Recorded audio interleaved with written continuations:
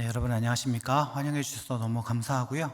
한 주간 평안하셨는지 모르겠습니다. 네, 코로나 시대에 평안을 묻는 게 약간 머쓱한 그런 상황이지만 시간이 길어지다 보니까 코로나 상황 속에서 그 터져 나오는 감사의 소리들도 덜어 듣게 되더라고요. 제가 묵상 훈련할 때 강의를 하는데 저희 이제 줌으로 모여가지고 이제 온라인으로 강의를 하는데 어떤 권사님께서 이렇게 나눔하시면서 하시는 말씀이 너무 감사하다 이렇게 얘기하시는 거예요. 근데 있잖아요. 저희가 이제 신앙 고백으로 그렇지 않음에도 불구하고 믿음으로 선포하는 감사가 좀 대부분인데 진짜 감사해서 팍 터져 나오는 그 감탄사로서 감사가 있잖아요.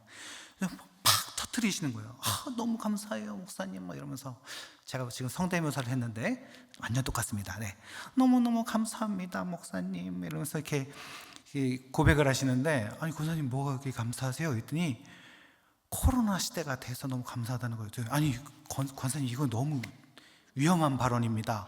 네, 지금 이렇게 경제적으로 어려우신 분들 들으시면은 좀 힘드실 텐데 어떻게 그런 말씀을 하세요? 했더니 물론 어려움도 있고 또 권사님네 가정도 어려움을 겪고 계시지만 이 코로나 상황이어가지고 되게 많은 분들의 강의를 믿음의 강의들을 이렇게 들을 수 있고 설교들도 들을 수 있고 이렇게 너무나 많은 그 믿음의 컨텐츠들이 막 쏟아져 나오니까 권사님께서 안방에서 이렇게 쭈그려 앉아가지고 전 세계의 모든 말씀을 들을 수 있어서 너무 좋다는 거예요.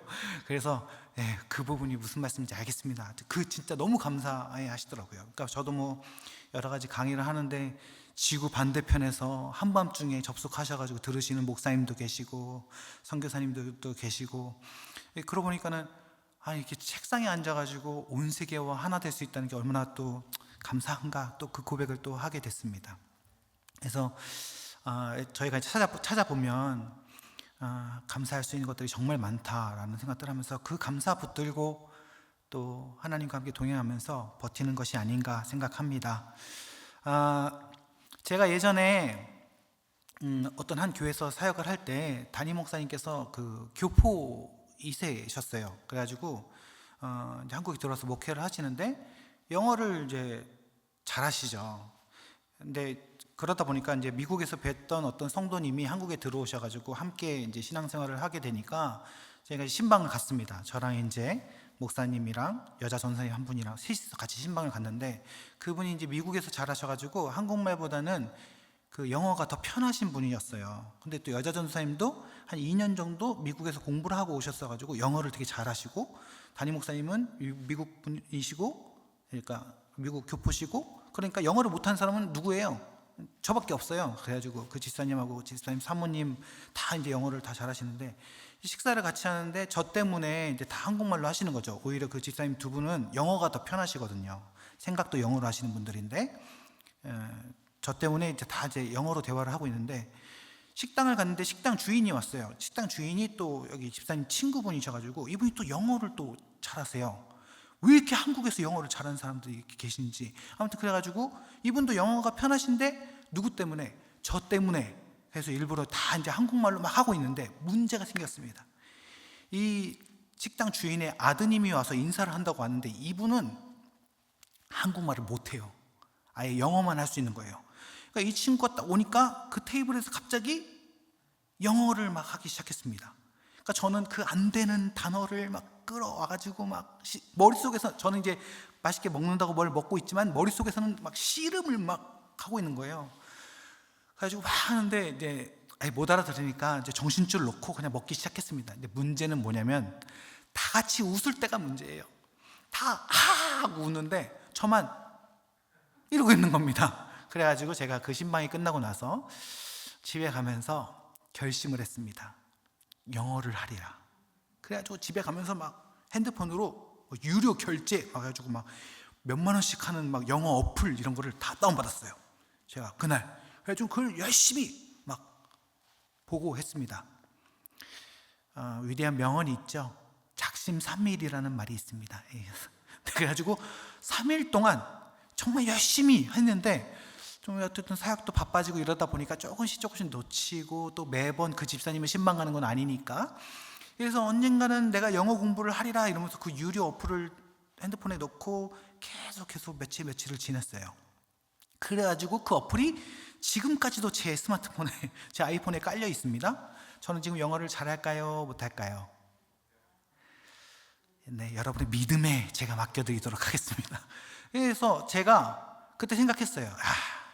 이것만 갖고 있으면 내가 영어를 할 수 있을 것이다 했는데, 정작 이 어플을 가지고 공부를 하질 않으니까 영어를 못하는 겁니다. 네, 제가 이 말씀을 왜 길게 이렇게 드리냐면, 여러분, 저희가 이제 온라인으로 강의를 하다 보니까, 이거 중요한 거라서 제가 말씀드리는 거예요. 온라인으로 강의를 하다 보니까 링크를 드리게 되고 어느 정도 오픈을 해놓으니까 언제든지 이 녹화한 거를 들을 수가 있어요. 또 이제 조금 컴퓨터 하시는 분들은 그 링크를 닫아버리면 이제 못 듣잖아요. 그거 컴퓨터에다가 그 파일을 또 저장을 어떻게 이렇게 할 수가 있어요. 그러면은 컴퓨터에다 언제든지 저장해 놓으면 내가 언제든지 들을 수 있으니까 하고 안 들으시는 거예요. 자, 컴퓨터에다가 저장해 놓은 파일은 내 거다 아니다? 예, 아니, 안 들으면 소용없습니다. 그래서 제일 좋은 거는 오셔서 설교 듣는 것처럼 그 온라인 생방송을 직접 들으셔서 내 것으로 만들어 놓으시고 그 다음에 복습하면서 들으시는 것이 내 것이 되는 것입니다. 네, 큐티의 원리도 좀 이런 것 아닌가 전 생각을 합니다. 매일 성경을 딱 받았어요. 샀습니다. 네, 여러분, 그룹 큐티 나눔을 주보를 딱 받았어요. 딱 들었어요. 내가 이거 가지고 있네. 여러분, 그렇다고 큐티를 하는 것이 될까요? 여러분, 그렇다고 소그룹 나눔을 하는 것이 될까요? 아닙니다. 그렇지 않습니다. 내가 물질적으로 들고 있어서 내 것처럼 보이고 내가 한 것처럼 보이나, 그러나 내가 직접 하지 않으면 전혀 내 것이 되지 않는 것입니다. 지식에 대한 습득, 어떤 믿음에 대한 성장, 진리에 대한 소유, 이런 것들이 사실은 내가 직접적으로 액션으로 하지 않고, 내가 직접적으로 실천하지 않고, 내가 직접적으로 보지 않으면 사실은 내 것이 될 수 없는 것입니다. 그래서요, 여러분, 작심삼일하지 마시고 진짜 내 것이 될 수 있는 실질적인 움직임을 좀 우리가 해야 되지 않나라는 생각이 들고, 오늘 강의가 여러분에게 또 묵상에 있어서 그런 도전이 되었으면 좋겠습니다. 오늘 제가 여러분에게 정말 묵상을 잘할 수 있는 두 가지 비기를 가르쳐 드리겠습니다. 비기가 뭔지 아시죠? 비밀 기술입니다. 네, 옛날 한참 공부 안 하고 무협지 많이 보신 분들은 익숙한 단어이실 텐데, 이 두 가지 비기를 아시면 묵상의 고수가 되실 수 있습니다. 자, 그 두 비기가 무엇이냐? 자, 첫 번째는 읽기입니다. 엄청나죠? 모르셨죠? 네, 모르셨죠? 읽기입니다. 두 번째 비기는 무엇이냐? 엄청난 게 나옵니다. 여러분, 그동안 생각도 못 해보셨던 두 번째 비기가 쓰기입니다. 엄청나죠? 네, 너무나 입이 벌어지셔가지고 말을 못 하시네요. 읽기와 쓰기, 엄청난 묵상의 비기를 제가 오늘 여러분들에게 알려드리도록 하겠습니다. 자, 성경 묵상에서 읽기가 얼마나 중요한가, 이것은 우리가 강조해도 지나치지 않은 것입니다. 자, 그림이 있어요. 저게 무슨 자전거 헬멧인가, 이렇게 제가 이 그림이 뭘까요? 하고 저는 잘 그려놓고 물어봤는데 대부분 하시는 말씀이 자전거 헬멧이요, 머리에 쓰는 거요, 모자요, 이렇게 얘기하시더라고요. 제가 그림을 수정을 해야 되는데 그냥 아까워서 냅두고 있습니다. 자, 밑에 있는 것은 그릇이고 파란색은 내용물입니다. 그릇에 내용이 담겨져 있어요. 그릇은요, 흔히 말과 글로 우리가 생각을 해볼 수 있고요, 그 그릇에 담겨져 있는 내용물을 우리는 생각이라고 좀 정리를 해보도록 하겠습니다. 그래서요, 말과 글에는 생각이 담겨져 있어요. 이것을 우리의 말씀으로 가지고 오면 말과 글은 성경, 즉 성경에 쓰여져 있는 말씀 글자들이라고 말할 수 있습니다. 글씨는요, 일종의 도구예요. 일종의 툴입니다. 무언가를 전달하기 위해서, 기록하기 위해서 만들어 놓은 것이라 말할 수 있죠. 그 다음에 그것에, 그 성경에 담겨져 있는 것은 무엇이냐? 말과 글에 담겨져 있는 것이 생각이라면 성경이라는 말과 글에 담겨져 있는 것은 생각, 즉 하나님의 뜻이다라는 것입니다. 말씀을 대할 때 나는 성경을 읽는다, 이렇게 1차원적인 단편적인 생각으로 우리가 말씀을 대할 수가 있어요. 그러나 좀 더 한 단계 깊은 생각, 좀 더 한 단계 풍성한 생각으로 갈 수 있는 사고가 무엇이냐면, 단어가 무엇이냐면, 이곳에는 하나님의 뜻, 하나님의 생각이 담겨져 있다라고만 조금만 생각을 확장하셔도 말씀을 대하는, 묵상을 대하는 태도가 달라지게 되는 것입니다. 그래서 기록된 하나님의 말씀인 성경에는 하나님의 생각이 담겨 있고, 우리는 성경을 통해 하나님의 생각을 알 수 있습니다 라는 것이죠. 자, 여러분, 생각은요, 어떻게 보면 우리는 보통 생각이라고 말할 때는 조금 현상적인, 현실적인, 좀 우리와 근래에 가까운 단어가 아닌가 생각합니다. 물론 고전을 읽으면서 과거의 생각들을 볼 수 있지만, 우리가 보통 지금 현재를 살아가면서 영향을 받을 수 있는 직접적인 생각들, 즉 과거에 기록된 하나님의 말씀이 오늘날 우리에게 어떤 생각을 해야 될지, 또한 하나님은 지금 이 순간 일상에서 어떠한 생각을 우리들에게 주시기를 원하시는지 직접적인 상황들을 경험할 수 있다는 것입니다. 그래서 그 하나님의 생각을 읽어낸다, 하나님의 생각을 찾아낸다라는 이런 현장감들을 살릴 수 있는 말들을 좀 우리의 언어로 좀 장착하면서 이 묵상에 대한 태도를 바꾸는 것이 매우 중요하다라는 것입니다.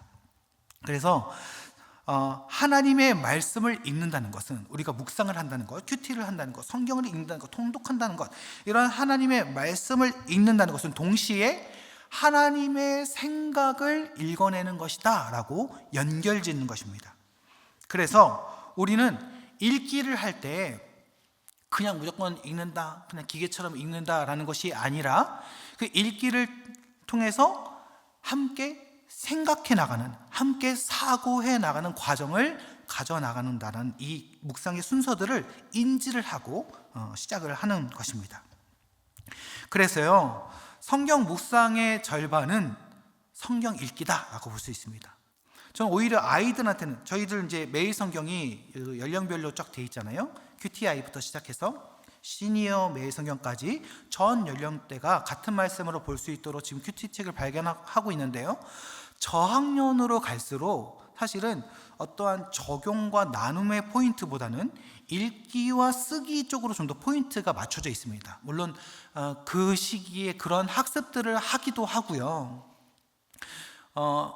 엄밀히 말하자면 읽기가 잘 바탕이 되어 있을 때, 이 쓰기와 읽기가 잘 기초적인 바탕이 되어 있을 때 이것을 통하여 파생되어지는 묵상 생각으로 연결이 더 잘 되어지기 때문에 이 읽기와 쓰기를 먼저 교육하는 것이 매우 중요하다라는 것입니다.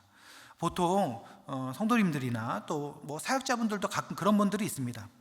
어떤 말씀에 대한 설명 부분들을 먼저 보면서 좀 생각의 포인트들을 도움을 먼저 받고 그 다음에 이제 묵상을 펼쳐나가는 경우들도 많이 있습니다. 물론 여러분이 묵상을 처음 시작하실 때는 괜찮아요. 그런 도움을 받으실 수는 있습니다. 그러나 꾸준히 그냥 처음부터 끝까지 계속 그런 식으로만 가다 보면 우리가 어느 정도 성장이 좀 필요한데, 나의 생각과 나의 성장이 아니라 누군가로부터 주입받게 되어지는 그러한 생각들로만 좀 채워져서 나중에는 홀로 말씀을 볼 때에 또 내 삶을 좀 풀어나가는 어떤 말씀의 도움이 필요할 때 좀 그런 생각의 연결이 잘 되지 않는 경우들이 많이 있습니다.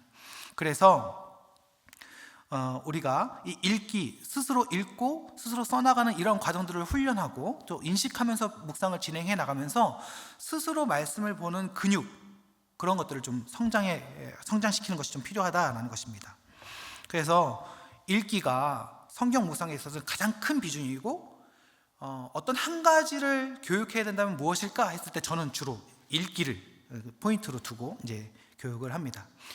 저희는 이제 3주에 걸쳐서 3번의 과정을 통해서 이제 묵상을 훈련하지만, 보통 이제 교회들마다 이제 요청하는 경우들이 다르잖아요. 그래서 뭐 한 번 강의를 요청하실 때는 저는 오히려 전체를 훑는 것보다는 이 읽기를 딱 하나 딱 준비해서 갑니다.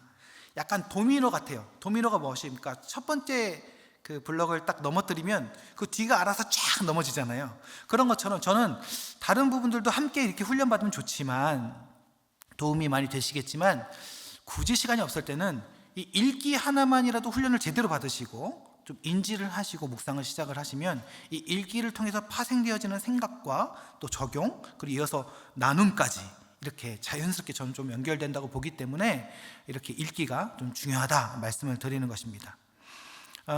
솔직히 나눔 같은 경우는요, 저희가 다음 주에 또 여러 가지 방식과 또 상황들에 대해서 또 유효성에 대해서 제가 여러분들에게 말씀을 드리겠습니다만, 딱 한 가지인 것 같아요.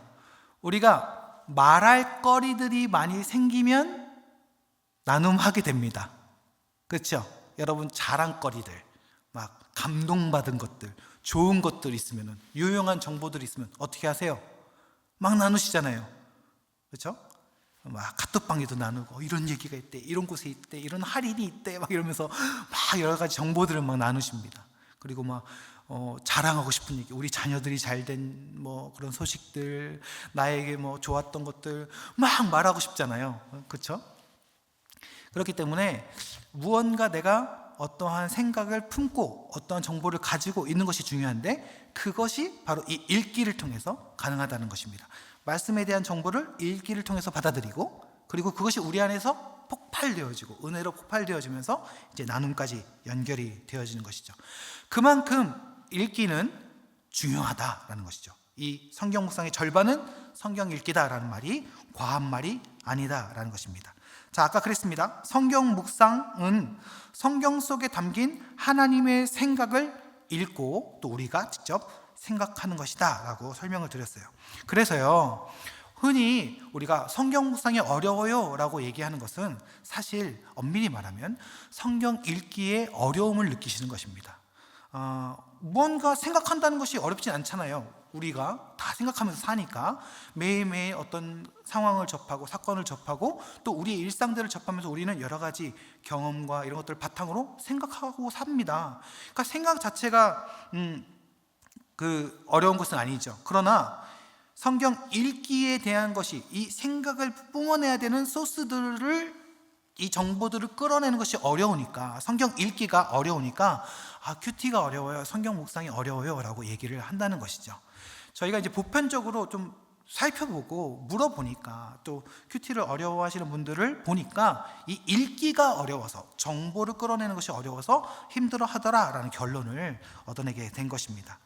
그래서 성경 읽기가 어렵기 때문에 성경을 읽어낸 정보들을 가지고 생각하는 것에 어려움으로 연결되어지는 것이죠. 성경을 읽으며 생각하는 것에 어려움이다. 그래서 이 바른 읽기의 방법론을 배우는 것이 바른 성경 묵상으로 이어지는 것이다 라는 것입니다. 자, 좀 생각을 정리해 볼까요? 성경을 읽는다는 것은 문자와 어떤 글씨를 읽는 것입니다. 이것을 읽는다는 것은 그 글 안에 담겨진, 기록 안에 담겨진 생각을 읽어내는 것입니다. 누구의 생각이요? 하나님의 생각을 읽어내는 것입니다. 그래서 그 읽기를 통해서 하나님의 생각을 읽어내서 그 생각을 가지고 생각하는 것이 묵상인데, 이 읽어냄의 과정이, 읽어냄의 기술이 조금 미약하다면, 어려움을 느낀다면 그것으로부터 묵상 자체에 어려움을 느끼게 된다는 것입니다. 그래서 읽기의 방법론 몇 가지를 좀 여러분들과 함께 정의를 좀 해보면서요, 좀 우리가 좀 도전을 받았으면 좋겠습니다. 물론 여러분이 성경을 읽으실 때 여러분만의 루틴, 또 여러분의 방법들이 있으실 수 있어요. 그런 것들을 다 활용하시면 됩니다. 그러니까 저희가 제안 드린 것은 절대적인 것은 아니고, 혹시나 읽기라는 것에 대해서 이런 방법들을 쓰고 계시지 않다면, 좀 더 잘 읽어보고 싶으시다면 이렇게 해보시면 좋겠다라고 제안을 드리는 것입니다. 자, 첫 번째입니다. 이것도 엄청난 방법인데요, 천천히 소리내서 읽기입니다. 엄청나죠? 모르셨죠? 네. 네, 천천히 소리내어 읽기. 마치 어린아이들에게, 저학년 아이들에게 교육하는 듯한 문구지만 사실 여러분, 이것은 매우 중요합니다. 우리가 말씀을 읽을 때 착각하는 것이 있습니다. 눈으로 그 순간 글씨를 읽어내면 나는 말씀을 읽는 거야 라고 생각을 한다는 거예요. 하지만 생각을 파악해내고, 그 다음에 우리가 그 파악해낸 소스들로 우리가 생각을 해내려면 뭔가 남겨져 있어야 되고, 그 흔적들이 계속적으로 유지되어져 있어야 되는데, 눈으로만 한번 훑어내는 것만으로는 전혀 그것이 되지 않습니다. 우리의 자녀들이 성적이 좋지 않아요. 학습의 결과가 좋지 않습니다. 그렇다면 대부분의 아이들이 이 부분에 있어서 어려움을 겪는 것입니다. 나는 분명 교과서를 봤는데, 나는 분명 공부를 했는데 성적이 안 나와요 하는 것은, 눈으로는 읽어내고 앉아서 공부하는 신용은 했지만 그것의 정보들을 내 안에 남겨두는 것에 있어서 약하기 때문에 성적이 좋지 않은 것입니다. 이게 이제 묵상 교육이 학습법과도 조금 연결이 되더라고요. 제가 이런 부분에 있어서 이렇게 좀 예화를 드리면서 말씀드릴 수 있는 것은, 제가 바로 그런 자녀였기 때문에 그렇습니다. 주구장창 앉아 있는데 아유 성적이 안 나오는 거예요. 뭐 도서실도 다니고 막 했는데, 그거 보니까 공부법이라는 것이 있더라고요. 보니까 저는 그냥 머리 좋은 사람은 공부를 잘하고 머리 나쁜 사람은 뭐 공부를 못한다, 뭐 그냥 이렇게만 생각을 했는데, 명언을 들었습니다. 공부는 머리로 하는 것이 아니라 엉덩이로 하는 것이다 해서 앉아가지고 그것이 내 안에 남겨질 때까지 주구장창 막 하는 것이죠. 네. 그런 공부법들부터 시작해서 세밀한 공부법들이 지식을 남기게 하고 암기하게 해서 좋은 결과물을 만드는 것인데, 사실은 묵상도 조금 비슷합니다. 좀 공부하는 방식이 좀 필요해요. 우리의 착각을 걷어내셔야 됩니다. 나는 말씀을 읽었어, 글자를 읽었으니까 성경을 읽은 거야. 아니요, 그렇지 않습니다. 예, 글씨를 읽는 행위를 한 것이죠. 그러나 그것을 묵상했다, 큐티의 완성이다, 통독의 완성이다, 그렇지 않습니다. 그래서 우리가 그러한 착각에서 좀 벗어나고 눈으로만 글씨를 읽는 행위를 좀 경계해야 되는 것입니다. 그래서 눈으로만 읽지 말고 입과 귀 등 여러 감각을 사용해서 읽어야 합니다. 그래서 온갖 이것을 머릿속에 남겨두고 우리의 좋은 믿음의 소스들이 돼서 묵상을 더욱더 풍성하게 해내기 위해서 우리 머릿속에 막 남기도록 애를 써야 되는 것입니다. 그래서 그냥 눈으로만 읽지 마시고, 눈으로 한번 읽고 동시에 눈으로 천천히 읽으면서 입으로 읽는 것입니다. 이게 입으로 소리를 내서 읽다 보면요, 여러분, 어쨌든 눈으로 훑어서 읽는 것만큼의 속도보다는 더 천천히 읽을 수밖에 없습니다. 그래서 될 수 있으면 또박또박 여러분이 읽으시면 좋고요. 그렇게 천천히 읽고 내가 읽기 때문에 그 읽는 소리가 내 귀로 들리게 됩니다. 그래서 이렇게 소리내서 읽는 이 행위를 통해서 내가 한 번에 3번 읽는 효과를 끌어내는 것이죠. 그래서 눈과 입과 귀가 함께 입체적으로 말씀을 읽는 것입니다. 혹시나 내가 성대가 좀 약해서 보기 힘드시다 하시는 분들은 요즘 오디오 성경 이런 것들 많이 있습니다. 그리고 요즘은 유튜브 시대 아닙니까? 유튜브에 많은 사람들이 좋은 목소리로 성경을 그렇게 많이 읽고 녹음을 해놨어요. 얼마나 감사한지 틀어놓으시고 같이 읽으시면 됩니다. 그래서 여러 감각 등을 사용하는 것입니다. 말씀에 대한 훈련을 하는 여러 가지 것들이 있어요. 뭐 대표적으로 성경이 읽어지네 뭐 이런 훈련들도 있고 그런데요. 여러분 거기에서 보시면요, 목사님들, 전도사님들, 성도님들 다 모여가지고 뭐 하는 줄 아세요? 막 손동작으로 막 성경 막 이렇게 하면서 막 이렇게 하는 거예요. 다 모여가지고 이렇게 뒤에서 보면요, 되게 재밌어요. 한편으로는 뭔가 좀 무섭기도 하고 막 그렇게 하는데, 여러분 왜 그래요? 왜 다 막 40대 50대 나이 드셔가지고 목사님들 성도님들 오셔가지고 왜 막 율동을 하면서 성경을 외울까요? 그렇게 해야 외워지는 겁니다. 그래서 막 손동작까지 활용을 해서 외우는 것이죠. 제가 이제 그 신대원 들어가기 전에 신대원 그 입시 학원을 신대원 입시하니까 좀 재밌으시죠? 네. 좀 신박한 얘기인데 학원을 좀 다녔습니다. 거기서 무엇을 하냐면 시험이라는 과정이 있으니까 아무래도 이 성경을 좀 머릿속에 다 좀 집어넣을 수 있는 그런 과정들이 있어요. 그런 훈련을 하는 것입니다. 그렇게 해가지고요, 제가 한창 때는 누워서 잠자기 전에 마태복음 1장부터 요한복음 21장까지를 눈을 감고 쫙 그 스토리를 1장부터 쫙 떠올리는 거예요. 그래서 요한복음까지 다 떠올리고 그러고 잠이 들었습니다. 1시간 반이 걸려요. 진짜 재밌습니다. 여러분, 제 생각에는 그때가 제가 설교가 가장 뜨거웠을 때가 아닌가. 말씀이 막 너무 막 안에 있으니까 막 여기저기서 막 준비하지 않았던 말씀들까지 막 인용해서 막 튀어 올라와가지고 막 설교했던 그런 기억이 납니다. 어떻게든 머릿속에, 어떻게든 그 생각 속에 이 말씀의 흔적들을 남겨놓으려고 그 각 장절을 막 앞글자를 따가지고 막 이상한 막 방언처럼 만들어서 막 외웠던 그런 기억들도 나고요. 또 막 애를 쓴 것입니다. 여러분, 말씀이 내가 읽었을 때 잘 읽어내서 내가 눈을 감고도 오늘 묵상할 말씀이 생각날 수 있도록 읽어내는 것이 매우 중요합니다. 그렇기 때문에요, 천천히 오감을 사용해서 읽어내는 것, 한 번뿐만이 아니라 내가 이것을 기억에 남길 수 있을 때까지 계속적으로 몇 번이고 반복해서 읽는 것은 매우 중요한 부분입니다. 그러면 어느 정도가 되면 성경 읽기를 잘했다고 볼 수 있을까요? 질문하실 수 있죠. 여러분이 오늘 묵상한 말씀의 내용을 누군가에게 마치 어제 본 밤 드라마의 내용을 설명해 주듯이 이 내용을, 스토리를 설명해 줄 수 있을 정도가 되시면 아주 잘 읽어내신 것이 되는 것입니다. 저는 그 정도 수준이면 된다고 생각하거든요.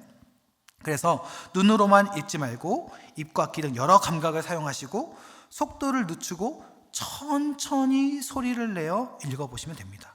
여러분, 이것만 해보셔도, 그동안 말씀을 많이 혹시나 이렇게 눈으로만, 속독으로만 읽으셨다면 묵상하실 때 이 정도만 한번 해보셔도 확실히 그 내용이 안에 남아있는 것을 경험하게 되실 것입니다. 지금 매일 성경 저희 본문이 출애굽기잖아요. 출애굽기를 하고 있는데, 특별히 이런 내러티브, 이야기의 스토리일 때, 이야기 내용일 때에 이런 식으로 읽어내시면 훨씬 더 잘 들어옵니다. 그래서 한번 활용해 보시면 좋겠고요. 두 번째로는 줄치고 표시하며 읽기입니다. 제가 지난주에 말씀드렸듯이 아이들한테는 이 부분을 얘기할 때 손으로 읽기다 이렇게 얘기를 하거든요. 줄치고 표시하며 읽는 것입니다. 보이는 것을 보는 게 아니라 보고 싶은 것을 보기 때문에 우리가 대충 읽게 되면 몇 가지 포인트들만 가지고 막 읽다가 남겨진 포인트들만 가지고 나눔을 하거나 잘못된 적용을 하게 되는 경우들이 많이 있습니다. 물론 처음 시작할 때는 괜찮아요. 그렇게 하셔도 되지만 우리의 큐티가 시간이 지날수록 그 정도에 멈춰 있다면 더 성장을 요구하는 것입니다. 그래서 아까 말씀드렸듯이 내용을 잘 파악하기 위해서 아주 포인트들, 핵심적인 포인트들을 표시를 하면서 읽어 놓으시면 한번 쭉 읽고 내용이 숙제가 되었음에도 불구하고 다시 한번 그 본문을 읽으실 때 표시된 부분들만 쭉 훑어보셔도 이 내용이었지 하고 떠올리실 수 있다는 것입니다. 그렇죠? 그래서 사실 파악, 인물 파악, 배경 파악, 사건 파악, 결과 파악 등을 줄치면서 표시하면서 읽는 것입니다. 반복되는 단어, 키워드 이런 것들에 표시를 하는 것이죠. 성경은 아무래도 이 반복되는 단어들이 매우 중요합니다. 저 개인적으로 공부를 하면서 느꼈던 것은 오늘날처럼 이렇게 종이나 필기도구 이런 것들이 흔했던 시기가 아니잖아요. 그렇기 때문에 어딘가에 기록할 수 있는 그런 도구들, 뭐 필기도구뿐만이 아니라 뭐 종이라고 표현할 수 있는 뭐 양피지, 더 과거로 가서 뭐 파피루스라고 불리는 뭐 이런 고대의 기록지들은 그 용도가 되게 흔치 않았기 때문에 매우 중요한 것입니다. 그래서 사본들도 보면요, 뭐 그냥 찢어서 버리고 이런 정도가 아니라 실수를 했더라도 그 빈칸을 최대한 이용해서 수정을 하거나 보완하거나 또는 뭐 긁어내서 다시 그 위에 쓰거나 이런 것들이 좀 많이 있어요. 그만큼 이 지면이 되게 중요하고 한정적이었기 때문에 최대한 언어를 축약해서 어떤 정보를 남기고 전달하고 하는 것들이 매우 중요했다라고 봅니다. 그래서 히브리어라는 이 고대 언어가 저희가 이제 오늘날 뭐 신학도들이 공부하는 입장에서는 참 어려운 언어지만 이 언어가 이 짧게 기록된 그 기록을 통해서 되게 여러 가지 정보들을 담을 수 있더라고요, 보니까. 그래서 이제 그런 언어를, 그 민족을 하나님께서 선택하신 것이 아닌가 저 혼자 그냥 좀 생각을 해봤습니다. 그렇기 때문에 최대한 이 적게 기록해서 많은 정보를 남겨야 되는데 그런 가운데 이 한 단어를 여러 번 반복했다라는 것은 매우 중요한 의미가 되는 것이죠. 좀 느낌이 오시죠? 그래서 좀 반복된 언어들을 좀 찾아서 좀 정리를 해놔서 이 본문이 이 단어를 반복되이 얘기하면서 강조하고 있구나 해서 포인트를 좀 잡을 수 있는 것입니다. 그런 키워드들을 찾아서 표시하는 것이죠.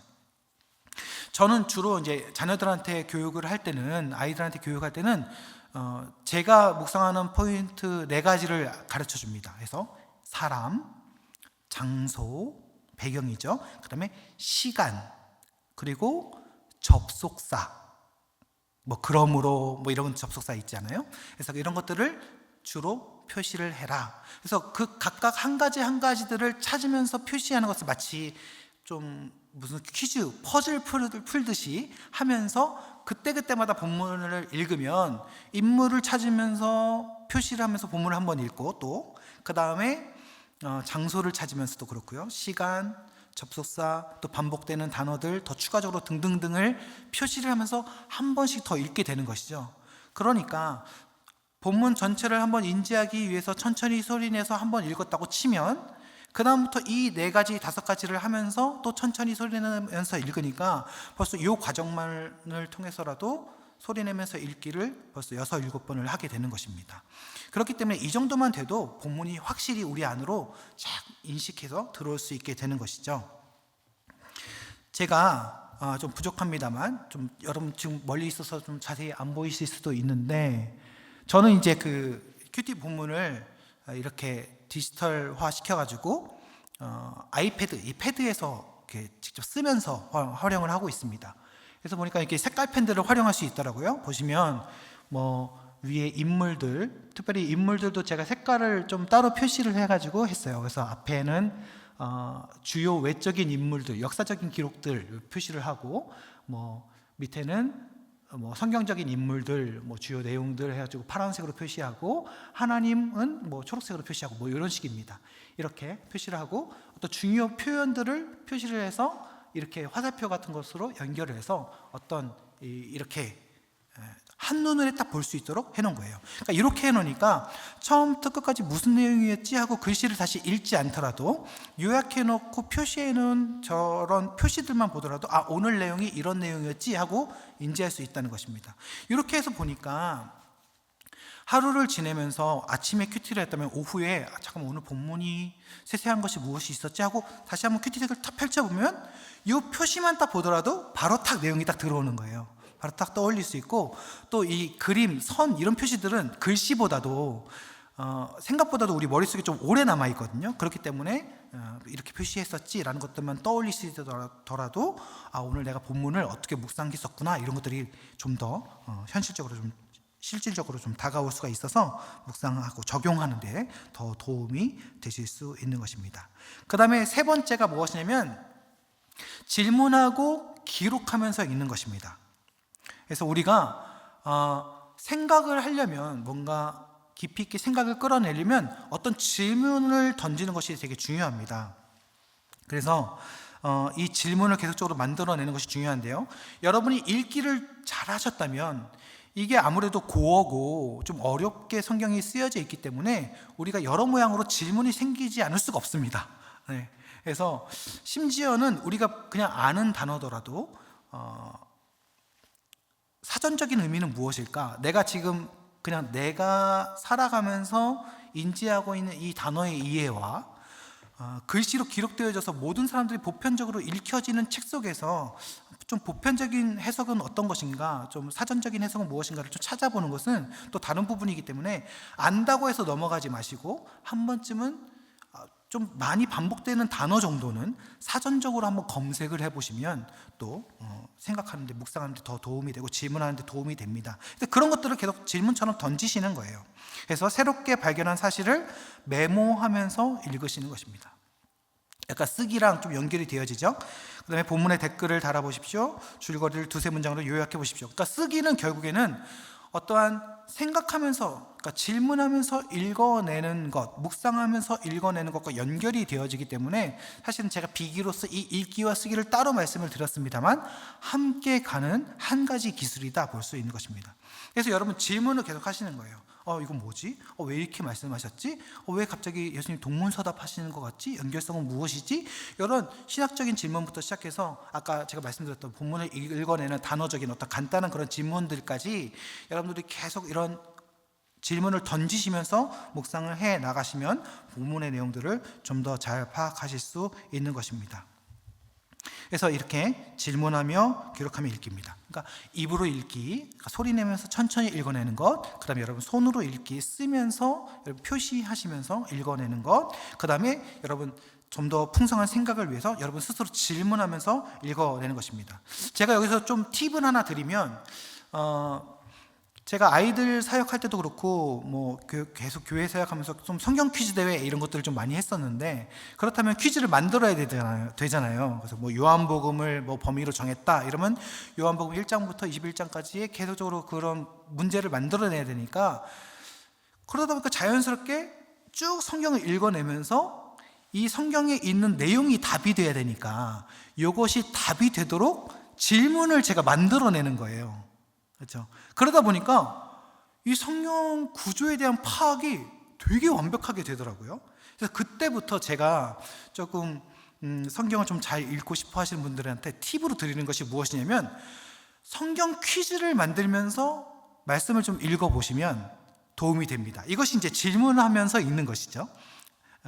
그래서 뭐 출애굽은 누가 했나요?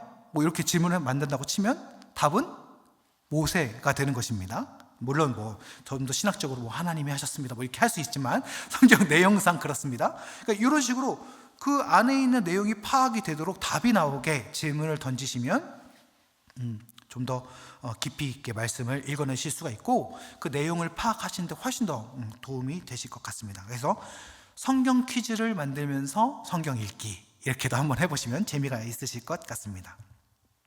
그래서 우리가 실질적인 그 읽기 실습을 해 나갈 때 그 읽기에 대한 어떤 파악을 좀 세 가지로 좀 해봤습니다. 첫 번째로는 외면적 읽기입니다. 그러니까 사실을 파악하는 것이죠.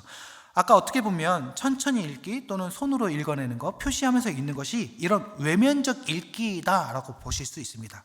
그래서 단순히 그 글자에, 오늘 본문에 쓰여진 문자적인 그 사실 자체를 파악해내는 거예요. 그래서 읽기 기본은 이 사실을 파악해내는 것입니다. 이 정보를 파악해내는 것인데, 사실 파악의 첫걸음은 주어와 동사를 잘 파악하는 것입니다. 누가 어디서 무엇을 했는지가 되게 중요한데, 그래서 인물을 먼저 파악해내고 그 인물이 무엇을 했는가를 파악해내면 스토리가 자연스럽게 정리가 된다는 것입니다. 그 다음에 사건이 펼쳐지는 시간적인, 공간적인 배경을 파악합니다. 그래서 제가 인물, 시간, 배경, 그 다음에 뭐 그러므로 등등을 이렇게 표시해서 아이들한테 주도적으로 가르쳐 주는 것이, 이런 외면적 읽기에서는 가장 중요한 정보들이 그 안에 다 담겨져 있기 때문에 그렇습니다.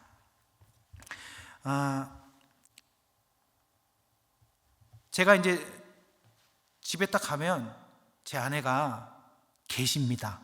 네. 그래서 딱 오면 저를 보고 이렇게 얘기합니다. 허리가 아파. 이렇게 얘기를 해요. 그러면 허리가 아파? 병원에 가. 이렇게 얘기하면 이것은 무엇입니까? 외면적 읽기입니다. 외면적 읽기. 허리가 아프면 병원에 가. 왜냐? 원래 사람은 아프면 병원에 가야 되기 때문이야. 이렇게 얘기를 하면 저는 어떻게 되죠? 들어왔던 그 문을 열고 다시 나가야 되는 것입니다. 자, 중요한 것은 내면적 읽기입니다. 외면만 읽으시면 안 됩니다. 내면을 읽어내야 되는 것입니다. 자, 아내가 얘기합니다. 허리가 아파. 그래? 하면서 제 귀로는 허리가 아파라고 들리지만 이 뇌가 그것을 해석해내면서 그러니 내 허리를 주무르렴이라고 해석을 해냈습니다. 내면적인 파악을 해낸 것입니다. 자, 엎드리십시오 해서 허리를 주무르기 시작합니다. 그러면 제 아내가 오케이 이러면서 또 맛있는 저녁밥을 차려주는 것이죠. 네, 이것이 그 말에 담겨진 내면을 읽어내는 것입니다. 이렇게 말하고 나니까 제가 왠지 좀 불쌍해 보이는 것 같은 그런 느낌이 좀 듭니다만, 여러분, 저는 행복합니다. 네, 자, 내면적 읽기입니다. 자, 글에는 생각이 담겨져 있다고 그랬습니다. 말씀에는 무엇이 담겨져 있다고요? 하나님의 생각, 하나님의 뜻이 담겨져 있죠. 그러니까 저자의 의도를 생각하면서 읽어내는 것입니다. 이 글을 쓰셨어요. 하나님께서 수많은 저자들 통해서 말씀을 남기셨습니다. 그렇다면 왜 하나님께서 역사 속에서 그 말씀을 우리들에게 남겨주셨을까? 이 말씀에 무엇을 담아두셨을까? 이 내면적인 것을 찾아내야 되는 것입니다. 그래서 등장인물들의 말과 행동의 동기나 심정 등을 생각하면서 읽는 것입니다. 여러분 보시면 어쨌든 글씨로 쓰여져 있기 때문에 말의 고절을 알 수가 없습니다. 톤을 알 수가 없어요. 그런데 우리는 그 말의 톤에도 그 의미가 담겨져 있잖아요. 그렇죠? 미안해라는 세 글자가 있습니다. 여러분 이것은 어떤 말입니까? 알 수가 없죠. 보편적으로는 미안해하면 사과하는 말입니다. 그런데 이것이 톤이 섞이면 비꼬는 말이 될 수도 있습니다. 미안해! 이러면 이제 비꼬는 말이죠. 근데 성경에 그게 있으면 좋겠는데 없어요. 딱 누르면은 솔로몬이 얘기하죠. 어머니한테, 어머니 형님을 위해서 왕권도 구하시지요. 이렇게 좀 비꼬는 이 톤도 좀 들려줬으면 참 좋았을 텐데 그게 아니니까 저는 맨 처음에 그 부분을 읽으면서 솔로몬이 형님한테 왕권도 물려줄 생각이 있나 이렇게 생각을 한 거예요. 그런데 그게 사실은 이제 그 형을 위해서 비는 어머니한테 화가 나가지고 약간 비꼬는 말이거든요. 그래서 이제 그런 톤이 좀 중요한데 없으니까 우리는 그 의도를 잘 내용을 파악해서 찾아내야 되는 것입니다. 그래서 이 등장인물이 누가 있고 어떤 말을 했고 어떤 사건 속에서 어떤 구조 속에서 이런 말을 했구나 해서 그 내용을 찾아내는 것이 되게 중요한 것이죠. 그러니까 이것은 점점 성장하는 것입니다. 처음에 말씀을 봤을 때는 어린아이처럼 그냥 보이는 그대로 해석해낼 수 있지만 점점 신앙적인 어떤 상식들이나 어떤 정보들이 점점 늘어나게 되는 것이죠. 여러분이 큐티를 계속 하시면 그렇게 정보들이 늘어나게 되고요. 여러분이 또 설교도 듣고 훈련도 받기 때문에 그런 상식들이 늘어납니다. 그러면서 이 말씀을 해석해내는 어떤 톤들이 점점 높아지기 시작하는 것입니다. 바리새인들이 찾아와서 예수님한테 물어봅니다. 하나님 나라가 언제 옵니까? 하고 따지고 물어보는 거예요. 그런 무리들이 많았어요. 그러니까 예수님께서 말씀하십니다. 하나님 나라는 여기 있다 저기 있다고도 못하느니 하니 너희들이 하나님 나라는 이미 너희 안에 있느니라 이렇게 얘기를 하신 거예요. 본문에는 그렇게 쓰여져 있습니다. 그러니까 구조를 보니까 사람들이 몰려왔어요. 그래서 예수님을 둘러쌌어요. 예수님이 사람들에게 포위돼서 말씀을 전하시는 거예요. 하나님의 나라는 이미 너희 안에 있느니라. 그러니까 하나님 나라, 예수님이 그들 안에 지금 중간에 계시잖아요. 그래서 하나님 나라는 곧 예수 그리스도이시다. 이렇게도 신학적으로 해석을 하는 것입니다. 그러니까 뭐예요? 말씀 자체를 글씨 자체를 묵상하면서 그 주변을 드라마틱하게 떠올려 보는 것입니다. 그러면서 신학자들이 이런 묵상을 통해서 이런 설교를 통해서 성도님들과 믿음의 사람들에게 감격을 주고 하나님의 통치, 하나님의 나라에 대한 이런 깊은 신학적인 통찰을 남겨서 우리들에게 은혜를 전달할 수 있는 것입니다. 그러니까 이거는 글자 이면에 쓰여져 있는 하나님의 의도들을 찾아내서 우리 가운데, 삶 가운데 풀어내는 것이죠. 그래서 이러한 지혜들이 좀 필요한 것이다. 이면 파악, 그런 동기들을 파악해내는 것이 내면적 읽기다. 자, 1단계는 외면적 읽기, 정보를 습득합니다. 그리고 내가 질문하고 생각하고 묵상하면서 그 안에 있는 톤들을 제 나름대로 찾아내서 그것을 끌어내서 현장감 있게 나에게 적용하게 되는 것이죠. 그래서 이 과정이 매우 중요하다라는 것입니다. 그 다음에 묵상적 읽기. 그래서 이 생각을 가지고 의미를 파악해내서 나의 삶으로 끌어올 수 있는 질문, 읽기를 해내는 것입니다. 그래서 질문을 하는 것이, 신학적인 질문들을 하는 것이 좀 어려우니까 매일 성경에서는 기본적으로 2가지 질문을 드리고 있습니다. 첫 번째는 하나님은 어떤 분입니까? 라는 질문을 드리고 있고요. 두 번째로는 하나님이 내게 주시는 교훈, 기대는 무엇입니까? 라는 질문을 기본적으로 써놓고 있습니다. 그래서 여러분 오른편에 본문이 있으면 이 2가지 질문이 기록되어져서 기본적으로 이 2가지 질문을 던지면서 다시금 묵상하고 생각하면서 그 본문 안에 있는 하나님, 성부, 성자, 성령 하나님을 찾아내고 그 하나님의 어떠하심을 인정하고 또 고백할 수 있도록 그 묵상적 읽기를 제공해 드리는 것이고요. 그 다음에 그래서 이 안에 있는 그 하나님의 어떠하심부터 시작해서 이 내용에 등장한 성경 인물들이나 사건들이나 기록들이 오늘날 나에게 무엇을 요구하시는가를 찾아내고 또 생각할 수 있도록 내게 주시는 교훈과 기대는 무엇입니까? 라고 질문을 남겨드리고 있는 것입니다. 그래서 이 질문들을 가지고 생각을 하면서 다시금 읽으실 때 이제 좀 더 나에게 맞춰서 끌어와서 생각을 하게 되는 것이죠. 그래서 이 묵상적 읽기가 가능하게 되는 것입니다. 좀 읽기가 그래도 좀 수월하지 않으니까, 요즘은 이제 정보의 시대고 또 이 스마트폰의 시대이기 때문에 많은 것들을 우리가 바로 그 자리에서 얻어낼 수가 있습니다. 그래서 좀 도움을 좀 드리고자 몇 가지 정보를 좀 가져왔는데요. 이것은 매일 성경 어플입니다. 매일 성경 큐티 책을 저희가 어플로도 제공을 하고 있고요. 작년 중후반기부터는 이북으로도 여러분 판매를 하고 있습니다. 그래서 저같이 이제 좀 어떤 패드나 이런 디지털 기기를 좀 잘 사용하시고 또 익숙하신 분들은 이런 어플이나 이북으로 다운받아 구매하셔서 그것으로 좀 디지털에서 기록하시면서 하시면 좀 더 도움이 많이 되실 것 같고요. 그래서 그 어플을 보시면 그 안에 이게 이제 아이패드 어플로 실행한 내용인데 이게 그 스마트폰에서도 똑같이 이 내용들이 다 제공이 되고 있습니다. 그래서 크게 날짜가 나와 있는 부분들을 보시면 매일매일 그날 본문에 맞춘 약 5분 정도의 간략한 설명과 나눔들을 그 저희 지부 총무들과 또 사역자들이 함께 녹음해서 여러분들께 제공하고 있습니다. 그래서 저도 아마 한 7월쯤에 제 목소리로 녹음을 해서 여러분들과 좀 만날 수 있을 것 같아요. 제 목소리 좀 얇고 멋있죠? 네, 감사합니다. 믿음이 좋으셔서. 네, 자, 그래서 이렇게 이제 제공을 하고 있기 때문에 좀 도움을 받으실 수가 있고요. 여기 보시면 GQS 가정 예배도 이렇게 제공을 중간에 하고 있고요. 그 다음에 오른쪽에 보시면 본문 해설도 역시 텍스트로 제공하고 있습니다. 묵상 노트 기록할 수 있는, 타이핑할 수 있는 묵상 노트뿐만이 아니라 그다음에 그 밑에 보시면 읽을 거리 해가지고 여러분 우리 본문에 맞춰서 좀 도움이 될 수 있는, 성경적 읽기에 대한 도움이 될 수 있고 해석에 도움이 될 수 있는 정보들을 좀 제공을 하고 있고요. 묵상에 대한 개요들도 좀 제공하고 있어서 다시금 묵상에 대한 기초들을 좀 살펴보면서 우리의 순서들을 좀 점검해 볼 수 있도록 하고 있습니다. 그 밑에 보시면 성소유니온 홈페이지부터 시작해서 쭉 연결이 되어 있는데요. 중간에 유튜브가 있습니다. 그래서 성소유니온 유튜브가 있어서 그 안에 들어가시면 또 묵상에 관련된 여러 가지 정보들을 좀 여러분이 간략하게 좀 얻으실 수 있고요. 그 다음에 그 중간에 그 책들에 대한 소개가 있는데 이것도 역시 저희들 그 매일 성경 본문의 커리에 맞춰서 제공을 하고 있는 것들이기 때문에 여러분들이 이런 책들의 정보를 통해서 좀 더 풍성한 묵상을 하실 수 있도록 도움을 받으실 수가 있습니다. 그래서 이 어플을 좀 사용하셔도 도움이 되실 것 같고요.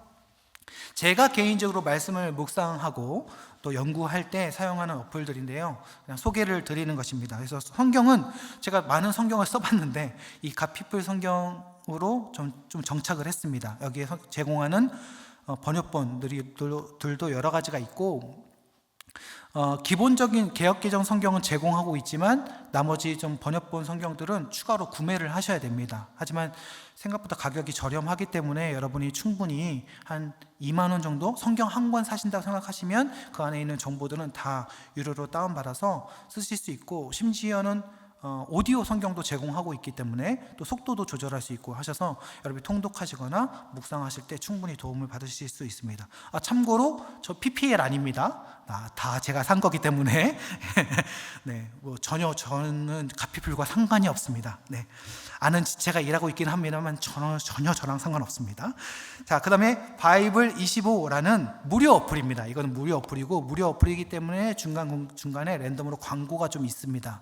하지만 이 안에 이제 성경 사전 같은 역할을 하고 있기 때문에 성경에 나타나는 인물들, 장소들 또는 어떤 단어들을 검색을 하시면 성경 사전으로서 성경 안에 어떤 의미로서 어떤 인물로서 이런 설명들이 담겨져 있고 그 다음에 이것이 다른 곳에 다른 말씀이 어디에 나와 있는지도 다 추가적으로 설명이 되고 있고요. 그 다음에 다른 어떤 목사님들의 설교나 또 어떤 강의나 이런 것들도 이 안에서 다 제공되고 있기 때문에 무료입니다. 그래서 여러분 하나쯤 다운 받으셔서 말씀 보실 때 참고로 사용하시면 도움이 되실 것 같고요. 그 그 다음에 이것은 두란노 성경 사전인데요. 이건 유료 성경 사전입니다. 그래서 이 안에 비전 성경인가요? 성경도 한 권이 같이 이제 우리말 성경이 같이 들어와 있습니다. 그래서 번역본으로 들어와 있기 때문에 좀 편하게 좀 읽으실 수 있는 성경이에요. 그래서 참고하시면 그렇게 사전 들고 다니시는, 온라인으로 접속하지 않으셔도 인터넷이 끊어져 있어도 찾아보실 수 있는 사전으로 쓰실 수 있습니다. 그 다음에 이것은 이제 픽트리 성경이라고 하는데요. 제가 이렇게 소개하면 여러분이 약간 두려워하실 수도 있는데, 성경의 원어를 보실 수 있는 사전입니다.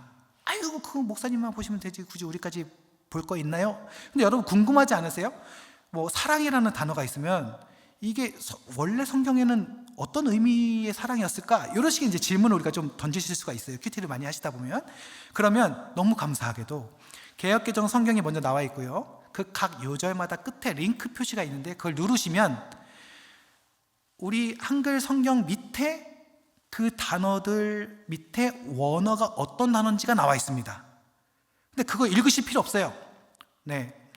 뭐 비스테테 호티 도나마이 투토 포이에사이 뭐 그렇게 읽으실 필요 없습니다. 그냥 그 단어를 모르지만 딱 눌러보시면 그 밑에 그 단어가 탁 나오면서 이 원어의 사전이 나와요. 한글로 나옵니다. 설명이, 우리말로 설명이 쭉 나오기 때문에 그 말의 뉘앙스들을 찾아보실 수 있고, 이 원어로서 다른 성경에 어디에 있는지를 바로바로 찾아보실 수가 있습니다.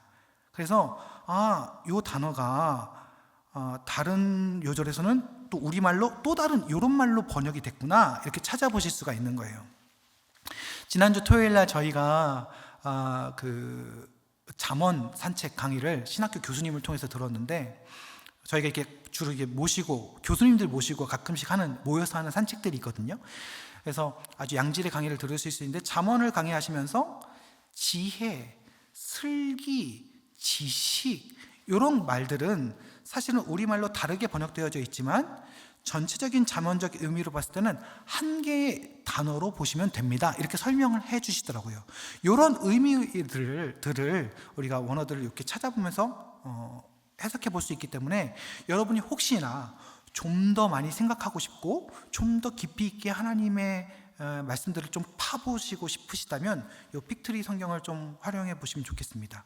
그런데 제가 이후에 피드백을 받을 때 너무나 재밌는 게 앞에 있는 이런 성경사전 당장 필요한 이런 것들 말고 오히려 이 픽트리 성경을 다운받으셔가지고 보시고 계신 분들이 진짜 많더라고요. 그래서 평신도 분들이 원어의 의미를 보실 수 있도록 개발자가 개발한 것이기 때문에 여러분 충분히 도움이 되실 것입니다. 그리고 사역자분들도 훨씬 더 말씀을 준비하실 때 깊이 있게 도움 받으실 수 있는 것이라서 여러분들에게 좀 추천을 드리고요.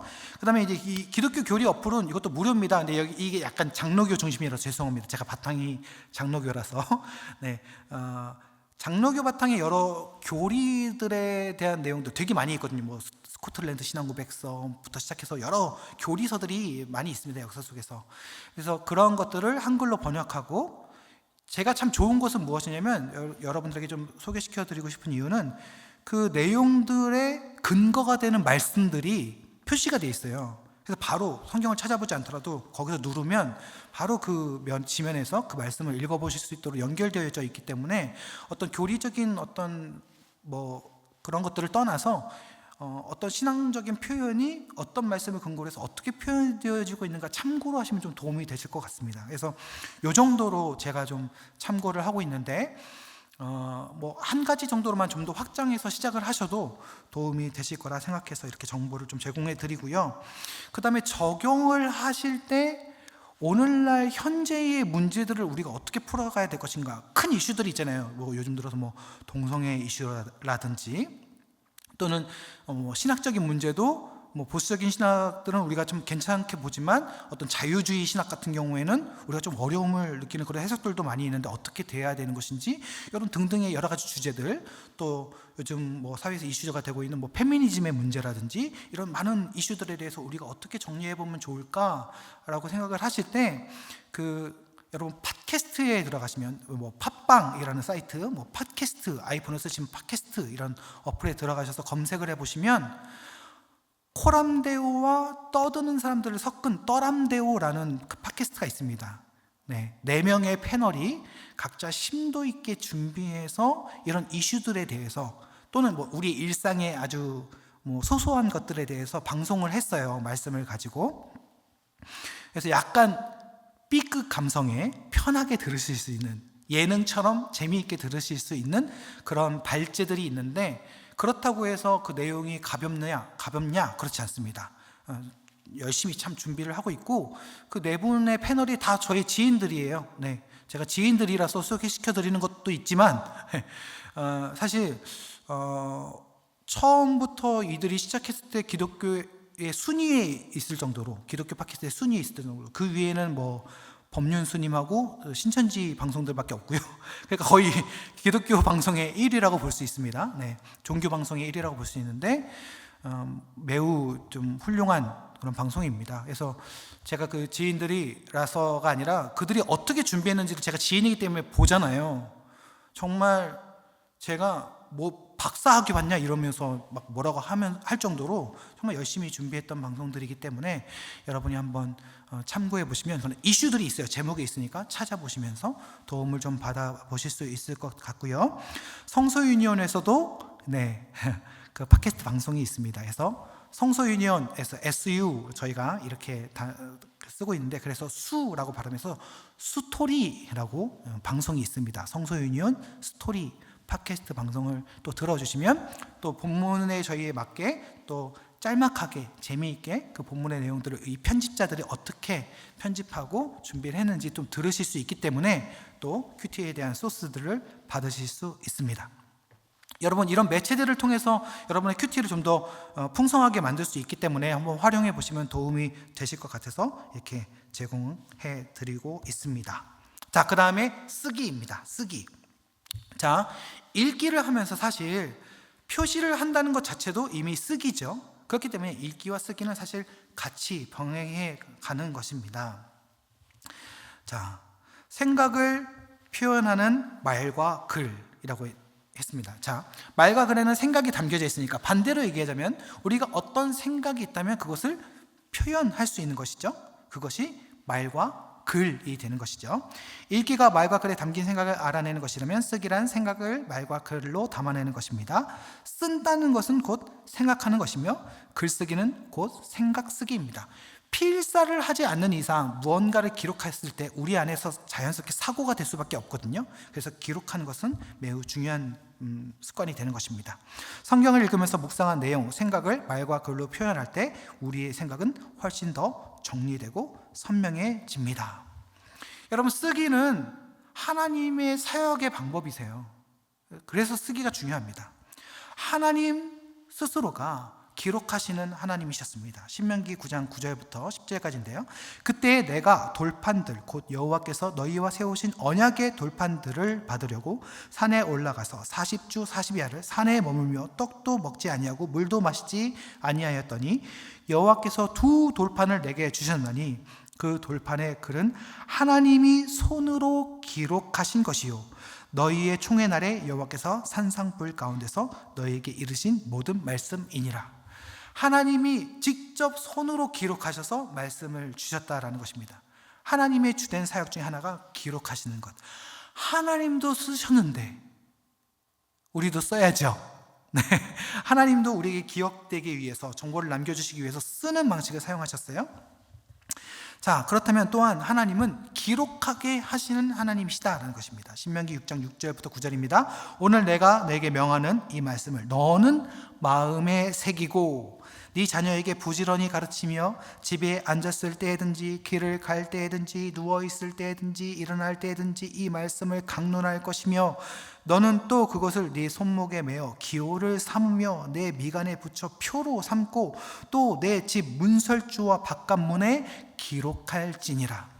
단순히 글자로 써서 남기는 것뿐만이 아니라 어떤 특별한 이벤트적인 무언가를 만들어서 그것을 보면 떠올릴 수 있는 그 무엇을 우리 눈앞에 계속 두게 만드시는 것이죠. 그러니까 쓰다, 라이팅, 기록하다라는 것뿐만이 아니라 어떤 매체 또는 오늘날로 말하면 어떤 미디어를 통해서 끊임없이 다시금 재확인할 수 있도록 하나님께서 우리들에게 기록하게 하시는 것입니다. 그래서 오늘 이 강의를 기록하면 뭐가 남죠? 링크가 남죠. 네, 그렇습니다. 하여튼 이런 식으로 뭔가 계속 남겨서 끊임없이 우리가 확인하고 볼 수 있도록 저장하게 하시는 것이죠. 기록하게 하시는 하나님이시다라는 것입니다. 그래서 그 말씀에 순종해서 제자들도 기록합니다. 누가복음 1장 3절입니다. 그 모든 일을 근원부터 자세히 미루어 살핀 나도 데오빌로 각하에게 차례대로 써 보내는 것이 좋은 줄 알았노니. 그래서 누가복음과 사도행전을 시즌 1, 시즌 2로 써가지고 데오빌로 각하에게 보내줬잖아요. 그렇죠? 그랬을 때 내가 이것을 써서 보내는 것이 좋은 줄 압니다. 그래서 기록해서 보내는 것입니다.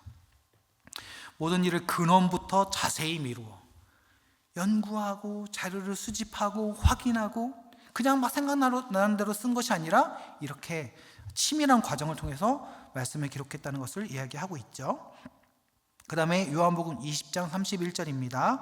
오직 이것을 기록함은 너희로 예수께서 하나님의 아들 그리스도이심을 믿게 하려 함이요 또 너희로 믿고 그 이름을 힘입어 생명을 얻게 하려 함이라. 또 이것을 기록함의 이유를 설명하고 있습니다. 적어놓고 기록하여서 더 많은 사람들이 남겨진 말씀을 통해서 그리스도를 만날 수 있도록 했다는 것입니다. 그래서 기록함은 성경에서도 시대에 매우 중요한 사역이었고, 사실은 오늘날 매체가 아무리 발달되었다고 하더라도 무언가 기록해서 정보를 남겨서 전달하는 이 기본적인 것은 변함이 없습니다. 이 바탕을 깔고 있기 때문에 무언가 남기는 것이 매우 중요하다라는 것이죠. 그래서 이 쓰기라고 저희가 표현하지만 사실은 기록이라는 표현이 좀 더 맞는 말일 수 있겠고요. 이 기록의 형태는 오늘날 여러 모양으로 이제 바뀌어지게 되는 것이죠. 저는 그 스마트폰 시대니까 음성 메모 있지 않습니까? 그래서 음성 쓰기를 많이 사용합니다. 그래서 저는 가끔씩 이제 취미로 이렇게 어떤 간단한 뭐 묵상하다가 은혜 주신 것들 이런 것들을 가지고 이제 간단한 곡들을 만들어서 혼자서 은혜 받고 해요. 그래서 하는데 이렇게 좋은 멜로디가 딱 떠오르잖아요. 그럼 꼭 그런 것들은 누워서 잘 때 떠올라요. 그래가지고 막 흥흥하면서 막 멜로디가 너무 이쁘다, 이 말씀과 접목해서 곡을 내일 써야지 이러고 자요. 다음날 아침 생각날까요? 안 날까요?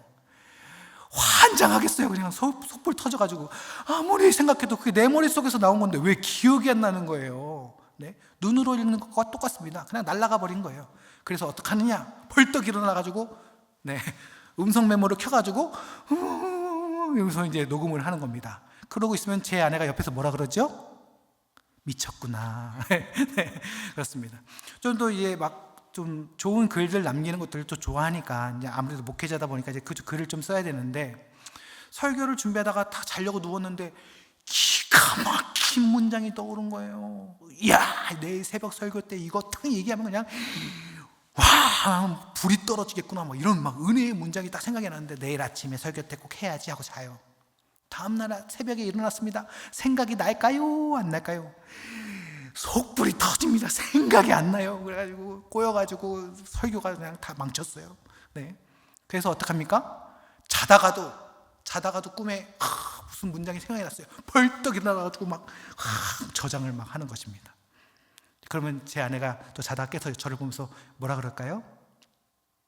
그렇습니다. 예. 나도 그렇게 막 적어놓는 것입니다. 적어놓으면요, 나중에 꼭 지금이 아니더라도 나중에 하나님께서 이것을 통해서 뭔가를 만들어 주시기도 하고 또 말씀 전할 때 또 쓰기도 하시고, 기록해야 남는 것이고 기록해야 내 것이 되는 것입니다. 하나님께서 주신 은혜의 생각들이 있어요. 내가 그것을 적어놨을 때 내 것이 되고, 또 미래에 나에게 은혜가 전달이 되고, 또 나와 함께 살아가는, 더불어 살아가는 이웃과 성도들에게 그 말씀의 은혜가 정확하게 전달되어지는 줄 믿습니다. 그래서 쓰기는 그만큼 중요합니다. 그래서요, 그 다음에 자, 하나님도 쓰셨고 기록하게 하셨고 그 하나님을 믿는 자들도 썼다면 이제 오늘날 누구에게 쓰라고 말씀하실까요? 네, 우리들에게 기록해라 말씀하시는 것입니다. 그래서요, 말씀을 묵상하면서 최대한 내가 생각한 그 모든 것들을 기록으로 남기는 것입니다. 아유, 목사님 쓸 게 없어요. 그것도 쓰십시오. 아유, 목사님 쓸 게 없어요. 쓰십시오. 아유, 목사님 큐티하기 싫어 죽겠어요. 큐티하기 싫어 죽겠어요 라고 쓰십시오. 여러분이 큐티책을 펴고 큐티를 시작하시는 그 순간부터 이 큐티책을 덮으실 때까지 모든 사고와 모든 것들을 다 쓰세요. 큐티하다가 졸리셨어요? 하품하셨습니까? 함이라고 쓰십시오. 네, 제가 약간 유머스럽게 이렇게 말씀을 드렸습니다만, 여러분 정말 아무것도 아닌 그 기록들도요, 돌아보면 추억이 되고 감동이 되고 은혜가 되는 것입니다. 아이고, 내가 그때 이렇게 큐티를 했구나. 내가 그때 이렇게 큐티를 하기 싫어했구나. 그래서요, 예전에 국민일보에서 이런 기사가 한번 났습니다. 그 수능 전날, 이제 수능 끝나고 나서 기사가 났는데, 수능 전날 큐티를 한 고3 여학생의 매일성경 큐티책 탁 펼쳐서 찍어놨는데요, 세상에나 인쇄된 글씨 외에 나머지 여백에다 모두 다 글을 기록해놨어요. 일기를 아예 거기다 쓰더라고요. 얼마나 쓸 게 많은지. 그래서 저희 그 강의하시는 저희 다른 지부 총무님들께서 이런 질문 하시더라고요. 그 큐티책 딱 보여주고 아무것도 쓰지 않은 빈 여백, 그러니까 말씀만 보는 큐티책 딱 보여주면서 아이들한테 그렇게 질문하는 거예요. 너가 하나님이면 얘랑 일하겠니? 얘랑 일하겠니? 제가 그 질문 듣고 너무 웃겨가지고 그랬는데, 세상에 교회 안 다니는 애가 그날 그 캠프에 와 있었는데 쓰네요 이렇게 얘기하는 거예요. 예수 안 믿는 사람도 누구랑 일하고 싶겠습니까? 말씀 묵상하고 많이 쓰고 주님 잘 알아가는 사람이랑 하고 싶죠. 뭐 많이 써야 정답이다는 아니지만, 여러분 많이 남겨놓으실수록 하나님께서 우리의 기록들을 통해서 일하시고, 또 단순히 신과 인간의 관계, 뭐 구원자와 뭐 구원을 받는 자의 관계가 아니라 정말 나의 친구로 오시고 나의 생명으로 오신, 정말 나와 함께 하시는 그 하나님과 친밀하게 교제할 수 있는 은혜의 방법이 되는 줄 믿습니다. 그 하나님을 경험하실 수 있으실 것입니다. 자, 그래서 쓰기의 제안을 좀 드립니다. 성경 묵상을 하며 뭐라도 쓰십시오. 여기는 뭐 새로운 발견, 질문, 깨달음 등이라고 써놨지만 그 등 안에 아까 제가 말씀드린 게 다 있는 거예요. 아이고 큐티하기 싫어, 이것도 다 쓰세요. 그냥 다 기록하십시오. 아시겠죠? 제가 나중에 한번 목사님 통해서 검사할 거예요. 네, 이런 생활 언어를 쓰셨는지 안 쓰셨는지, 하하하, 이런 것도 다 쓰셔야 됩니다. 네. 그 다음에 내가 처음 쓰기부터 이런 것들이 하는 것이 좀 힘들다 하시면 그냥 베껴 쓰기를 하시는 것입니다. 그날 본문 중에 좀 내게 좀 은혜가 됐던 내용들을 좀 써보시는 것이죠. 그 다음에 정 아니라면 줄여 쓰기를 해보시는 것입니다. 무엇이냐면, 우리가 인물, 사건 이런 것들 다 파악이 됐잖아요. 그래서 제가 아까 말씀드렸듯이 읽기를 어떻게 하면 잘한 것입니까? 내용을 잘 요약해서 전달할 수 있으면 그 읽기를 참 잘하신 것입니다 말씀드렸잖아요. 그것을 써보는 거예요. 자, 오늘 본문의 내용은, 자, 모세가 출애굽을 하러 왔는데 뭐 어쩌고 이러면서 이 내용들을 나의 말로, 나의 스토리로 써보는 것입니다.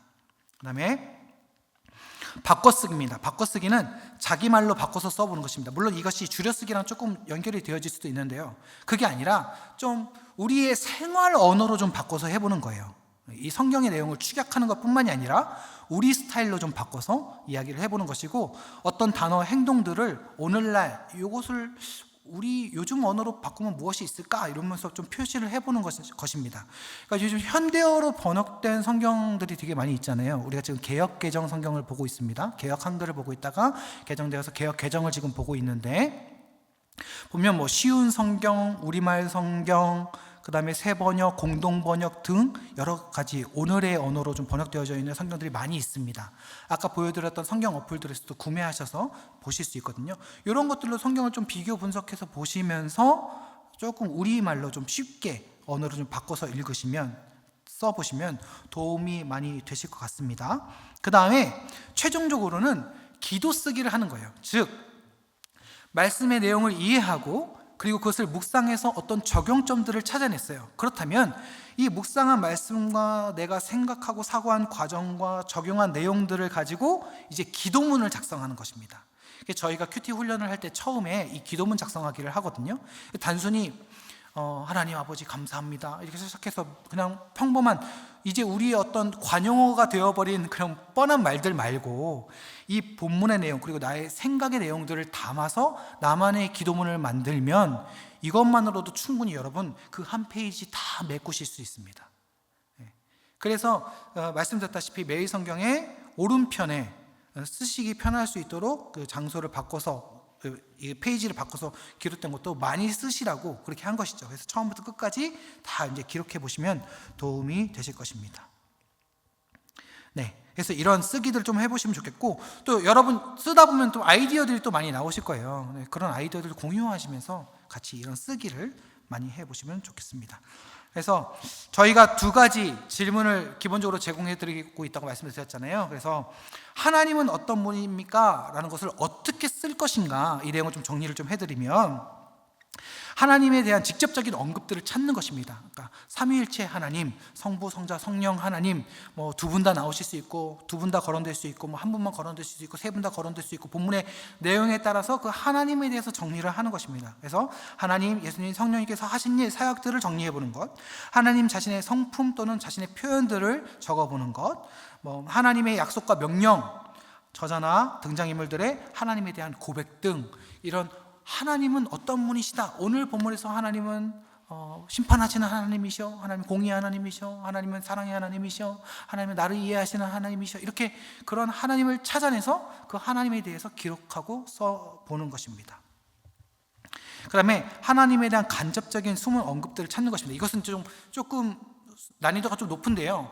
말씀을 읽다 보시면 또 말씀에 대한 성장이 있으시다 보면 그 안에 담겨져 있는 신학적인 해석들을 조금씩 좀 더 하시게 되시면서 또 이제 목사님들이 설교하실 때 이런 부분들 많이 얘기해 주시거든요. 그래서 그런 것들을 기억하셨다가 개인적으로 묵상하실 때 찾아보시는 것입니다. 그래서 이면에서 이루어지는 하나님 또는 그 하나님의 섭리를 찾는 것이죠. 룻기 같은 경우에는 우연히, 마침 이런 단어들이 있습니다.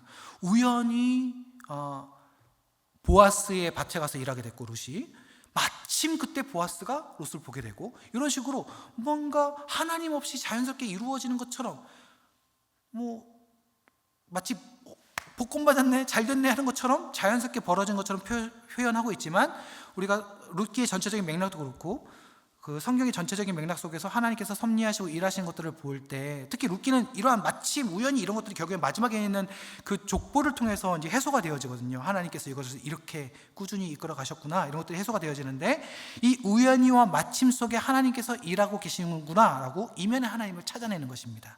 그래서 이러한 직접적인 언급의 하나님, 간접적인 그런 기록의 그런 하나님들을 찾아내서 그 하나님의 어떠하심을 끌어내고 그 성품을 묵상하면서 그 하나님이 친밀하게 나의 하나님이심을 찾는 것이죠. 그러니까 문자적으로 설명하는 하나님이 아니라 그 하나님에 대한 감각을 끌어내서 나와 정말 직접적으로 함께 하시는 그 하나님으로서 우리의 믿음을 더욱더 굳건하게 하는 것입니다. 그래서 그 하나님에 대한 반응을 쓰는 것인데요. 고백, 감사, 회개, 간구, 결단 대부분 어떤 기도적인 형태인데요. 저는 좀 더 크게 얘기해서 예배적인 형태라고 말씀드리고 싶습니다. 그래서 그 하나님을 발견했으면 뭐 그게 다지 뭐 쓰고 끝인가? 그게 아니라 이 큐티는 하나님이 주도하시는 것이고 하나님과 만나는 것이라고 말씀드렸잖아요. 그렇다면 그 성품의 하나님을 발견했어요? 그 하나님과 만나는 사건이 지금 벌어졌습니다. 그렇다면 그 하나님에 대해서 내가 반응을 하는 것인데 기도의 형태로 고백하면서 또 감사하면서 찬양하면서 이런 예배자의 형태로 하나님께 반응을 하는 것입니다. 이것이 사실은 이 질문에 대한 적용이에요. 제가 다음 주에 적용에 대한 얘기를 드리면서 적용에 대한 오해를 좀 벗기고 적용에 대한 범위도 넓혀드릴 것인데 그러니까 이렇게 하나님께 반응하는 것도 하나의 적용점이 될 수 있습니다. 그래서 큐티를 하고 난 오늘 뭘 적용해야 되지 이러면서 막 찾아 헤매실 필요 없이 그냥 그 순간 그 함께 하시는 인격적인 하나님과 친밀하게 반응하며 그 하나님과 교제하는 것이 큐티의 적용입니다. 이렇게 반응하시면 되겠고요. 그 다음에 하나님이 내게 주시는 교훈과 기대는 무엇입니까? 이런 질문에 대해서 우리가 어떻게 무언가를 기록할 수 있다면 그 모습을 통해 교훈을 찾아서 기록할 수 있습니다. 그래서 본문에 등장하는 인물과 행동의 결과에 초점을 맞추고 주목하기, 등장인물들에게서 본받을 점이나 본받지 말아야 할 점 찾기 등등 그 내용을 통해서 이 사람이 이런 행동을 했구나, 그래서 이런 일이 벌어졌구나, 사건과 행동을 통한 어떤 교훈들을, 마치 우리가 어떤 이솝우화나 과거에 동화책을 읽으면서 어떤 교훈을 어릴 때 받았던 것처럼 그런 것과 흡사한 부분입니다. 그래서 그런 교훈들을 찾아보는 것입니다. 사건의 결과들, 그 다음에 성경에는 때로는 율법서나 또는 스토리 중에서도 나옵니다만 직접적인 어떤 명령과 이런 책망들, 경고들이 있습니다. 그런 것들을 가지고 우리가 이제 반응하는 것이죠. 그래서 그런 것도 좀 기록하고요. 그 다음에 내가 개인적으로 묵상을 하면서 말씀을 보면서 새롭게 깨달은 내용들, 그 다음에 고쳐야 할 생각 등등을 좀 일기 형식으로 기록해 보시는 것도 쓰기에 대한 좋은 적용이 될 수 있습니다. 그래서 마지막으로 이제 권면을 드리는 것은 아까 말씀드렸듯이 기도문을 작성하는 것을 여러분들에게 좀 권면을 드려요. 처음에는 여러분이 쓰기를 좀 훈련을 하시면서 아까 제가 말씀드렸듯이 될 수 있으면 여러분의 모든 말들, 언어, 생각들을 다 쓰라고 말씀드렸는데 그렇게 시작하셔서 조금 건강한 성경 쓰기로, 묵상 쓰기로 정착을 하고 싶으시다면 마지막에 기도문을 늘 작성하셔서 좀 빈칸을 다 채워보시면 도움이 되실 것 같습니다. 그래서 만약에 여러분이 처음 기도문을 쓰시기 시작하면 아무래도 아까 말씀드렸던 장착된 언어들로 많이 기도를 하게 되실 거예요. 근데 그 성경의 내용들과 내가 묵상했던 내용들을 좀 끌고 들어와서 애써서 그렇게 좀 기도문을 작성을 해보시면 점점 여러분의 기도가 표현이나 이런 것들이 좀 더 확장될 수 있는 그런 기틀이 될 수 있으니까요. 꼭 기도문을 작성하셨으면 좋겠습니다. 제가 이 읽기와 특히 이제 쓰기 부분을 좀 여러분들과 좀 나누면서 좀 기대하는 바는 그렇습니다. 오늘날 제가 지난주에도 한번 말씀드렸었는데 교회의 문턱이 많이 높아졌다 이런 말씀들을 하세요. 그러니까 새로운 사람 전도하면 교회 안으로 들어와서 공동체의 언어들을 배워야 되는 거예요. 신앙적인 언어들이죠. 물론 맞습니다. 우리가 그것을 통해서 더욱더 격려를 하고 또 힘을 얻고 함께 공동체의 유익을 누릴 수 있지만 한편으로는 너무 과거의 어떤 바리새인들과 같은 그런 정형화된 신앙생활을 통해서 어떤 신앙의 진정성들을 좀 파악하기가 좀 어려워지지 않았나라는 생각들이 드는 거예요. 돌아서서 집으로 가는 발걸음은 한없이 무거운데 그 전에 있었던 교회에서 소그룹 모임에서는 그렇게 은혜롭게 나누고 뭔가 현실과 괴리되는 부분들이 우리의 표현 속에 좀 있지 않나라는 생각들이 좀 듭니다. 그래서 제가 좀 유머러스럽게 말씀드리면 저 같은 목사님들은 이미 좀 늦었어요, 여러분. 너무 많은 신앙적인 서적들과 공부들을 많이 해서 이게 벗어나려고 그래도 이게 잘 안 되고 그냥 권면만 해도 설교한다고 뭐라 그러고 그러니까 이게 이제 벗어나기가 쉽지 않습니다. 그러나 성도님들은 일상의 언어를 가지고 기록하고 많이 이렇게 바뀌지 않은 언어들을 쓰실 수 있으실 거라고 저는 생각해요. 특히 이제 자녀들이 기록할 때는 재미있는 표현이 진짜 많아요. 제가 이제 이 큐티를 가지고 수련했다 이럴 때 낙서 큐티니 뭐니 아이들이 재밌게 큐티할 수 있는 여러 가지 소스들을 가지고 했었는데 아이들의 언어가 너무너무 참신한 거예요. 그래서 그 언어들이 매우 아름답다라고까지 생각을 해본 적이 있는데요. 여러분의 언어가 좀 필요합니다. 제가 얼마 전에 못 봤던 드라마를 정주행했는데 멜로가 체질이라는 드라마였어요. 여러분 아실지 모르겠는데 거기서 이제 그 드라마의 주제가가 있는데 위로라는 제목의 주제가인데 가사가 대충 이렇습니다. 세상과 다른 마음으로 나를 사랑하는, 세상과 다른 뭐로 나를 사랑하는 그런 그대가 나는 정말 좋다 이러면서 후렴 가면 나의 어제에 그대가 있고 나의 오늘에 그대가 있고 나의 내일에 그대가 있다. 그대는 나의 미래다. 이런 가사예요.